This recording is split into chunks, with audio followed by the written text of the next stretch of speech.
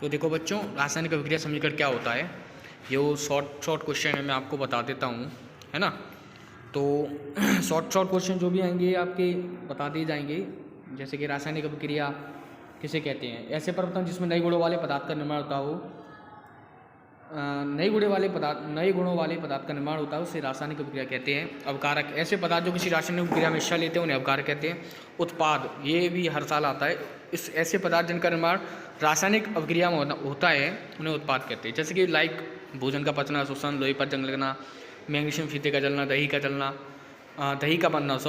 रासायनिक अभिक्रिया का परीक्षण की बात करते हैं तो अवस्था में परिवर्तन होगा, रंग में परिवर्तन होगा, तापमान में परिवर्तन होगा और गैस का भी उत्सर्जन होगा। ठीक है बच्चों, रासायनिक परिवर्तन को प्रदर्शित करना, देखो जिंक प्लस सल्फ्यूरिक अम्ल LHS equal to zinc sulphate plus hydrogen RHS उत्पाद बनाता है। तो देखो Zn प्लस H2SO4, इसी को हम रासायनिक समीकरण में लिखते हैं तो equal to ZnSO4 plus H2। ठीक है बच्चों, रासायनिक समीकरण की बात करते हैं तो रासायनिक समीकरण की अभिक्रिया रासायनिक समीकरण द्वारा निरूपित की जाती है।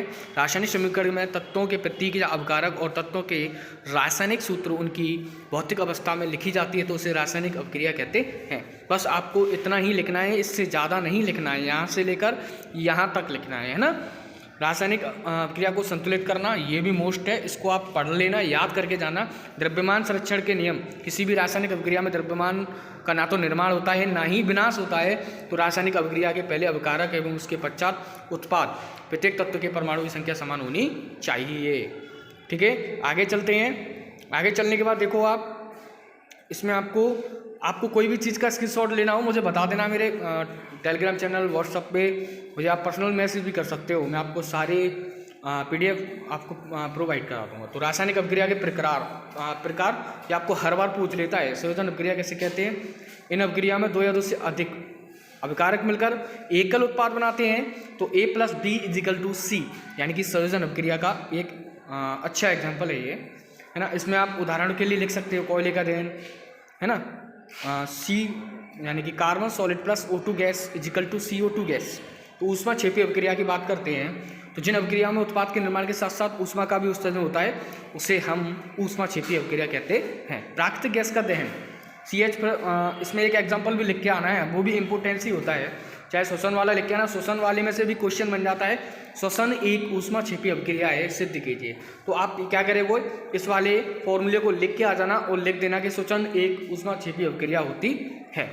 वियोजन अभिक्रिया की बात करते हैं तो इस अभिक्रिया में एकल अवकारक टूटकर दो या दो से अधिक उत्पाद बनाते हैं, उन्हें हम वियोजन अभिक्रिया कहते हैं। जैसे कि क्या है, एक पदार्थ है जो B + C का निर्माण करता है। कैसे, एक अवकारक टूट गया दो जगह, ऊष्मीय वियोजन, ऊष्मा द्वारा किया गया वियोजन ऊष्मीय वियोजन कहलाता है ना। इसके एग्जाम्पल हैं 2FeSO4 सॉलिड ऊष्मा, Fe2O3 solid plus SO2 gas plus SO3 gas.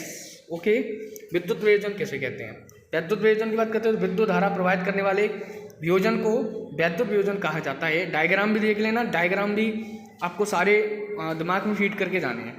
प्रकाशीय वियोजन सूर्य के प्रकाश की उपस्थिति में होने वाला वियोजन प्रकाशीय वियोजन कहलाता है। ठीक है, इसके एग्जाम्पल है सूर्य क्लोराइड, सूर्य की उपस्थिति में दूसरा रंग बदल जाता है, इस अभिक्रिया को श्याम श्वेत फोटोग्राफी में बदल जाता है। हमेशा याद रखना, ये श्याम श्वेत जो है ना, जो श्याम श्वेत दे रखा है ना ऊपर, श्याम श्वेत से हर बार क्वेश्चन मोस्टली बनते हैं और इस साल भी बनेगा। इस अभिक्रिया का उपयोग श्याम श्वेत फोटोग्राफी में होता है। श्याम श्वेत, अब ध्यान रखना, सिल्वर क्लोराइड सूर्य के प्रकाश की उपस्थिति में दूसरा रंग बदल देता है, तो इस अभिक्रिया को हम श्याम श्वेत फोटोग्राफी कहते हैं। उसमें शोषी अभिक्रिया की बात करते हैं। छोटे छोटे क्वेश्चंस हैं, देन इनमें से बड़े क्वेश्चन उसका निर्माण कर देते हैं। तो जिन अभिक्रिया में अवकारक को तोड़ने के लिए ऊष्मा या प्रकाश या वैद्युत ऊर्जा की आवश्यकता होती है उसे ऊष्मा शोषी अभिक्रिया कहते हैं। विस्थापन अभिक्रिया की बात करते हैं तो इन अभिक्रिया में अधिक क्रियाशील तत्व कम क्रियाशील तत्व वाले तत्व को उसके यौगिक से विस्थापित कर देता है, तो वो विस्थापन अभिक्रिया कहलाती है। ये भी मोस्ट है। ठीक है, तो देखो अब बात करते हैं कि जो लोहे की कील वाला है ना, ये भी आप देख के जाना, मतलब मोस्ट सा ही है, मतलब ठीक है। द्विविस्थापन अभिक्रिया, इस अभिक्रिया में उत्पाद के निर्माण दो यौगिक के बीच में आयनों का आदान प्रदान होता है, तो वो द्विविस्थापन अभिक्रिया कहलाती है। उपचयन व अपचयन। भैया उपचयन और अपचयन से हर बार क्वेश्चन बनते हैं बच्चों। जब किसी पदार्थ में ऑक्सीजन की वृद्धि होती है तो वो उपचयन का उदाहरण है। जब किसी पदार्थ में हाइड्रोजन का ह्रास होता हो तो वो अपचयन है। किसी पदार्थ में ऑक्सीजन की वृद्धि अथवा हाइड्रोजन का ह्रास होता है अथवा दोनों होते हैं तो उस समय उपचयन कहते हैं। अगर ऑक्सीजन की वृद्धि हो, हाइड्रोजन का ह्रास हो तो ये एक आपकी उपचयन अपक्रिया कहलाती है। ठीक है बच्चों, आगे चलते हैं। देखो इसके जो एग्जाम्पल भी आपको देख रहे हैं। अपचयन किसे कहते हैं? जब किसी पदार्थ में ऑक्सीजन का ह्रास हो और हाइड्रोजन की क्या हो, वृद्धि, तो वो क्या कहलाता है? अपचयन।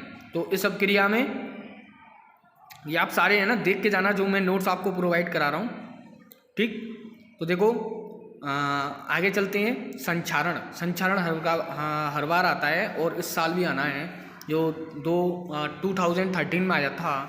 संक्षारण जब कोई धातु ऑक्सीजन, आर्द्रता, अम्ल आदि के संपर्क में आती है, जिससे धातु की ऊपरी परत कमजोर संक्षारित हो जाती है। तो लोहे की वस्तुओं पर जंग लगना, चांदी के ऊपर काली परत होना, है ना, तांबे के ऊपर हरी परत चढ़ना, संक्षारण के सब ये उदाहरण हैं।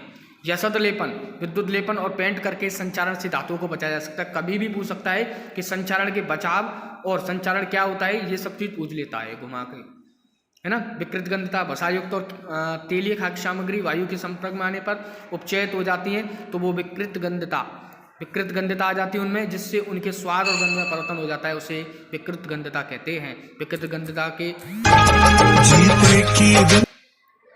प्रतिऑक्सीकारक का उपयोग करके वायु रोधी बर्तन में खाद्य सामग्री रखकर वायु के स्थान पर नाइट्रोजन गैस द्वारा शीतलन आप ठंडी जगह रखकर विकृत गंधता को रोक